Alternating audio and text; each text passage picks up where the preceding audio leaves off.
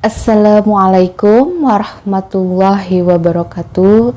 Alhamdulillahillazi qad wafaqa lil ilmi ghairi khalqihi walituqa hatta nahas qulubuhum linahwihi pamin adimi sa'nih lam tahwihi fa usribat makna udhumi risani fa uribat bilhani bil alhani summa salatu ma'salami laiki ala nabihi absaul halaiki Rabbi israh li sadri wa yassir li amri wahlul 'uqdatam min lisani yafqahu qawli amma ba'du. Teman-teman, pada kesempatan hari ini saya ingin menyampaikan sebuah nasihat dari kitab Nashihul Ibad yang artinya nasihat-nasihat para hamba.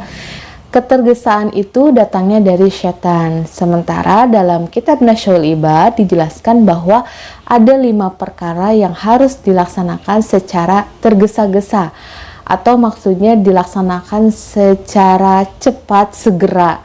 Apa 5 perkara itu? Yang pertama yaitu memuliakan tamu. Tamu diibaratkan seperti raja. Raja itu harus dilayani dengan ramah, dengan hangat, begitu juga dengan tamu. Ketika ada seseorang yang bertamu ke rumah kita, maka kita harus segera mempersilakan tamu tersebut masuk, lalu duduk. Kemudian kita segera menjamunya dengan menyediakan makanan ataupun minuman ataupun dua-duanya.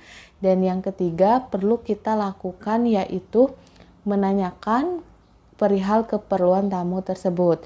Sebab menjamu tamu atau memuliakan tamu hukumnya yaitu sunnah.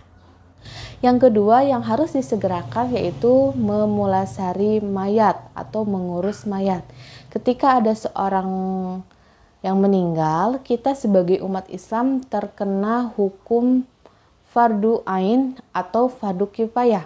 Fardu ain yaitu apabila dalam satu daerah tersebut tidak ada yang bisa mengurus mayat. Mengurus mayat itu mulai dari memandikan, mengkafani, mensolatkan, lalu menguburkan. Apabila tidak ada orang yang bisa melaksanakan 4 hal tersebut atau tidak bisa memimpin, maka kita sebagai umat Islam terkena hukum fardu ain, yaitu hukum yang wajib. Lalu bagaimana apabila dalam daerah tersebut ada orang yang sudah mumpuni melakukan hal tersebut? Maka kita sebagai umat Islam atau bahkan sebagai tetangganya terkena hukum fardu kifayah. Fardu kifayah itu adalah hukum wajib yang apabila sudah ada yang mengerjakan, kita tidak ikut mengerjakan, tidak apa-apa, itu fardu kifayah. Jadi hal yang kedua dalam nasihat Nashihul Ibad yaitu mensegerakan mengurus mayat atau mengurus jenazah. Yang ketiga yaitu menikahkan anak gadis. Maksudnya ketika anak gadis tersebut sudah memasuki usia pernikahan yang cukup dan sudah memiliki calon pendamping, maka lebih baik orang tuanya untuk menyegerakan pernikahan. Sebab pernikahan ini merupakan ibadah dan bisa menjauhkan dari zina. Tetapi pernikahan ini harus atas dasar keikhlasan dan berniatkan ibadah, bukan atas dasar paksaan. Yang keempat yaitu membayar hutang. Membayar hutang sesuai kesepakatan atau waktu yang sudah ditentukan oleh keduanya itu harus dijalankan.